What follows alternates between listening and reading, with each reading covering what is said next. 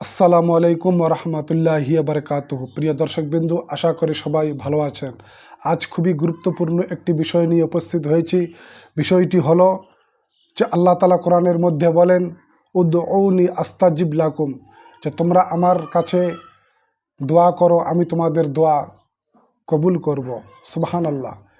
আল্লাহ তাআলা কোরআনের মধ্যে বলেন, উদউনি আস্তাজিব লাকুম, যে তোমরা আমার নিকটে আমার কাছে দোয়া করো, আমি তোমাদের দোয়া গ্রহণ করব বা কবুল করব। তো এখান থেকে বুঝতে পারা গেল যে আমাদেরকে আল্লাহর কাছে সুখে দুঃখে সব সময় দোয়া চাইতে হবে। আল্লাহ অবশ্যই আমাদের দোয়া গ্রহণ করবেন বা কবুল করবেন। আমার কথা নয়, কোরআনের কথা, আল্লাহর বাণী। সুবহানাল্লাহ। তো আসুন, অনেক ব্যক্তি বলে থাকে যে মৌলানা সাহেব, আমরা দোয়া করি কিন্তু আমাদের দোয়া কবুল বা গ্রহণ হয় না। তো দোয়া কবুল হবে কেমন করে? দোয়া কবুল হওয়ার জন্য অনেকগুলি শর্ত রয়েছে। এক নম্বর হলো, হাদিস শরীফের মধ্যে রয়েছে যে দোয়ার আগে ও পূর্বে দরুদ শরীফ না পড়া হয়, ওই দোয়া আসমান ও জমিনের মাঝখানে ঝুলে থাকে, অর্থাৎ আল্লাহ তাআলার নিকট বা আল্লাহ তাআলার কাছে ওই দোয়া পৌঁছায় না। তো এখান থেকে বুঝতে পারা গেল যে দোয়া করার পূর্বে এবং শেষে আপনাকে দরুদ শরীফ পাঠ করতে হবে।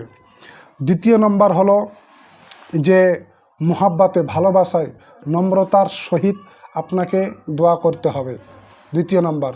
তৃতীয় নম্বর হলো, আপনি যখন দোয়া করবেন তো ওই দিকে ধ্যানটা আপনাকে দিতে হবে, দোয়ার দিকে ধ্যান দিতে হবে, অর্থাৎ আপনি যা চাচ্ছেন আল্লাহর কাছে ওই দিকে ধ্যান দিতে হবে, ধ্যানটা অন্য দিকে দিলে চলবে না। 3 নম্বর। 4 নম্বর হলো যে কোনো হারাম ও নাজায়েজ কাজের জন্য দোয়া করলে চলবে না। 5 নম্বর হলো আল্লাহ তাআলার রহমতের উপরে ইয়াকিন রাখতে হবে, বিশ্বাস রাখতে হবে, যেন আমি দোয়া করছি অবশ্যই আমার দোয়া কবুল হবে, এটা আপনাকে বিশ্বাস রাখতে হবে। এক কথায় আল্লাহ তাআলার রহমতের উপরে আপনাকে ইয়াকিন বা বিশ্বাস রাখতে হবে। তারপরে 6 নম্বর হলো, দোয়া করলেন, দোয়া করার পরে অনেক লোক বলে যে আমার দোয়া কবুল হলো না, শেকায়াত, অবজেকশন, নালিশ করতে থাকে যে আমাদের দোয়া কবুল হলো না। এই যে 6টি শর্ত বললাম, এই 6টি শর্তের উপরে ধ্যান দিতে হবে। 1 নম্বর কি, দোয়ার আগে পিছে দরুদ শরীফ পাঠ করতে হবে।